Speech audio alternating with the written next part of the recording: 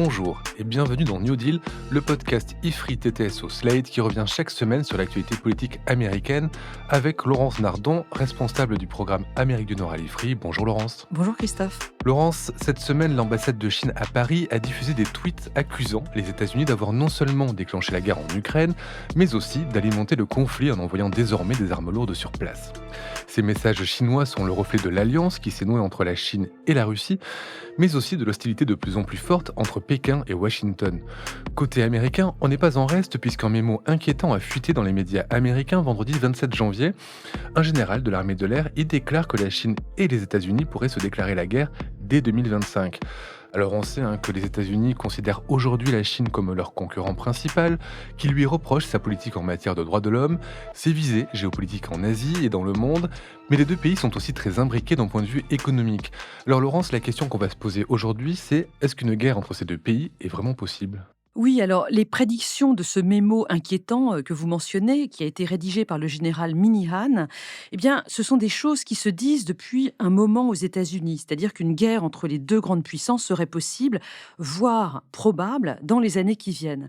Ce serait d'abord parce que les deux pays sont véritablement engagés aujourd'hui dans une compétition pour la première place dans le monde. Ça, c'est la thèse de Graham Allison dans Le piège de Thucydide. Piège de Thucydide dans lequel il explique que les puissances dominantes dans le monde se succèdent nécessairement en se faisant la guerre, comme par exemple Athènes et Sparte. Exactement, ça c'est la cause générale et la cause plus directe, le déclencheur si vous voulez, ce serait la question de Taïwan, cette île que la Chine considère comme faisant partie de son territoire et qu'elle veut reprendre. Et c'est là qu'il y a en effet une fenêtre d'opportunité pour la Chine, pour une invasion de Taïwan. Cette fenêtre d'opportunité, elle se situe très exactement entre 2025 et 2027. Et ce qui déclencherait la guerre avec les États-Unis, c'est que ces derniers ont promis de défendre l'île et son système démocratique en cas d'invasion. On sait ce qui s'est passé à Hong Kong lorsque l'île a été rétrocédée à la Chine en 1999. Pékin avait promis de respecter le principe un pays, deux systèmes, mais en réalité, ça s'est pas du tout passé comme ça et la démocratie à Hong Kong est très affaiblie aujourd'hui. On comprend que les Taïwanais soient inquiets à l'heure actuelle à l'idée d'une invasion chinoise. Revenons sur les deux dates que vous avez données, 2025 et 2027, cette fenêtre d'opportunité. Comment est-elle fixée et pourquoi est-elle aussi précise ? Pour plusieurs raisons. D'abord parce que les Chinois auront, à partir de 2025, semble-t-il, assez de matériel amphibie pour pouvoir envisager une invasion de l'île de Taïwan. Par ailleurs, il y aura eu l'élection présidentielle à Taïwan en janvier 2024 et peut-être qu'il y aura eu des provocations anti-chinoises chez les candidats à l'élection qui pourront servir de prétexte à une invasion par les Chinois. Il y aura eu également l'élection présidentielle aux États-Unis en novembre 2024, donc les États-Unis seront occupés ailleurs.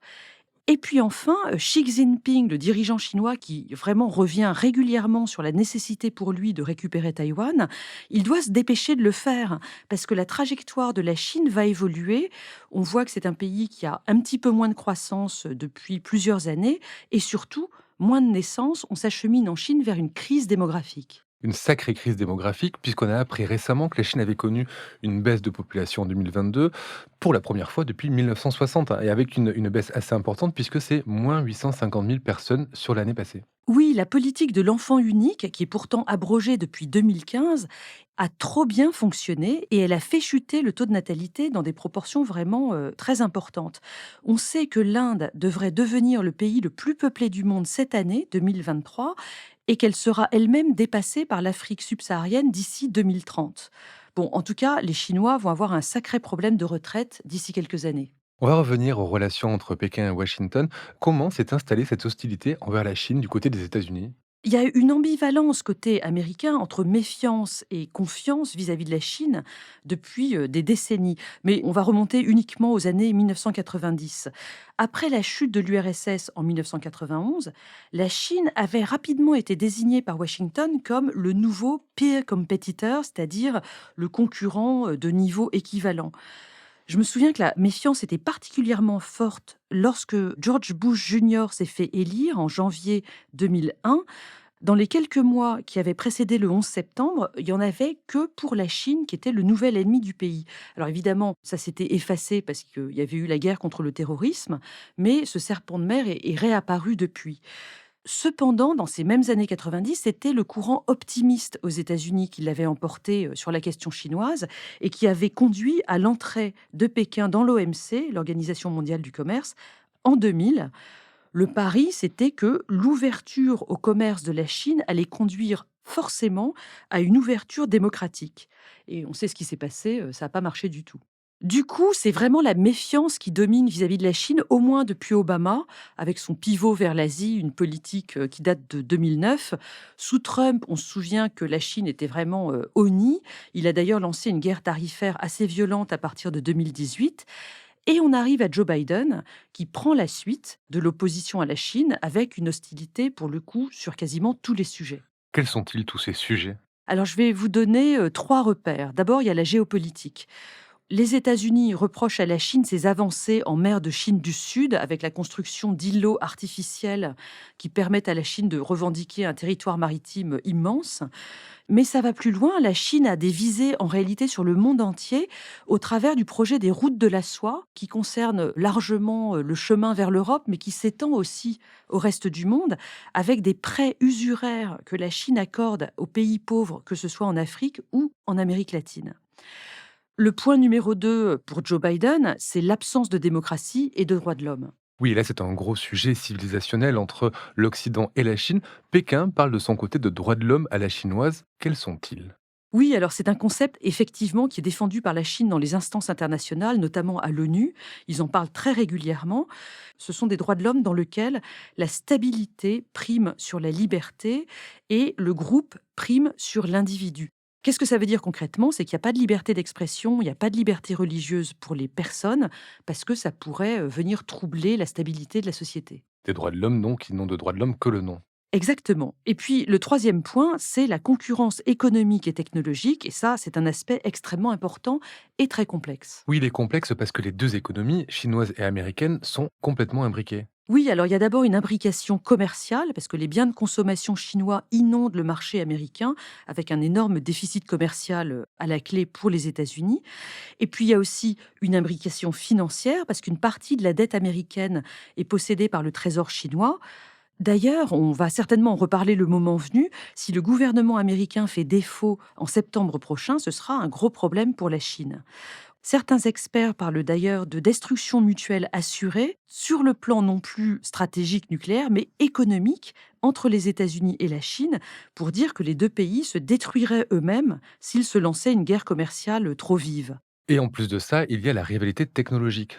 Les États-Unis reprochent à la Chine d'avoir soutiré énormément de savoir-faire technologique à l'Occident dans les décennies passées, de manière plus ou moins légale d'ailleurs.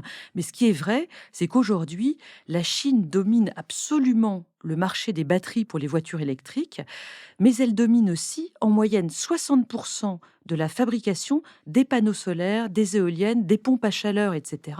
C'est-à-dire que toute la chaîne de la transition écologique à l'heure actuelle, elle est dominée par la Chine. Et cette domination ne concerne pas que les États-Unis, elle concerne aussi l'Europe. Et oui, et il faut vraiment qu'on agisse. Côté américain, Biden, lui, il a déjà lancé une politique de réinvestissement massif dans sa politique industrielle et dans ses secteurs, avec ces lois qui ont été votées l'été passé, 2022, le Inflation Reduction Act et puis le CHIPS Act. Ça, c'est pour les lois, mais l'administration Biden a également resserré les contrôles d'exportation avec une directive qui date du 7 octobre dernier, 2022, par laquelle le département du commerce américain interdit l'exportation vers la Chine par les entreprises américaines de tous les composants logiciels et technologies qui permettent de fabriquer des semi-conducteurs de nouvelle génération. La Chine n'est pas encore capable de fabriquer ces nouveaux semi-conducteurs et justement les États-Unis vont essayer de les prendre de vitesse. C'est très important parce que c'est grâce à ces semi-conducteurs de nouvelle génération que les futurs ordinateurs pourront faire fonctionner l'intelligence artificielle. Mais ces mesures, elles ont quand même un coût aussi pour l'Europe. Oui, c'est très gênant pour les entreprises européennes parce que non seulement elles sont touchées par les mesures protectionnistes dans les nouvelles lois de l'été dernier dont on vient de parler, mais elles sont aussi impactées par ricochet par cette directive d'octobre qui resserre les contrôles d'exportation. Les entreprises européennes, en effet, ne peuvent pas réexporter vers la Chine des matériels qui comportent de ces composants américains interdits. C'est ce qu'on appelle les sanctions indirectes. Alors, Je crois que les ministres de l'économie français et allemands vont à Washington d'ici quelques jours pour négocier des assouplissements à tout cela, et donc on va voir comment ça se passe. Mais pour finir, est-ce que la Chine, qui a de moins en moins d'habitants, qui connaît une croissance toujours positive mais beaucoup plus faible depuis quelques années, qui a aussi pâti récemment de sa politique Covid désastreuse, est aussi forte qu'on l'imagine? Oui, il y a une évolution de la Chine qu'il faut surveiller parce que ce qui est certain, c'est que l'image du régime est fragilisée à la fois en interne, mais aussi aux yeux du monde extérieur. Dans Foreign Policy, il y a un article de Howard French extrêmement intéressant cette semaine où il compare l'évolution de la Chine avec celle du Japon. Rappelez-vous, pendant les 30 glorieuses et jusqu'aux années 80, le Japon était une puissance montante. Et puis, pour tout un tas de raisons, dans la seconde moitié des années 90, le pays a perdu son élan et aujourd'hui, il semble vraiment à la traîne. On peut se demander si on n'est pas dans une situation similaire du côté de Pékin. Mais pour revenir à la question de Taïwan, c'est peut-être justement la perspective d'un affaiblissement à venir qui pousserait la Chine à agir très rapidement. Ce qui nous ramène à cette fenêtre de 2025-2027 annoncée par le général américain. Merci Laurence pour ces perspectives optimistes. On se retrouve la semaine prochaine pour un nouvel épisode de New Deal. Merci Christophe, à la semaine prochaine.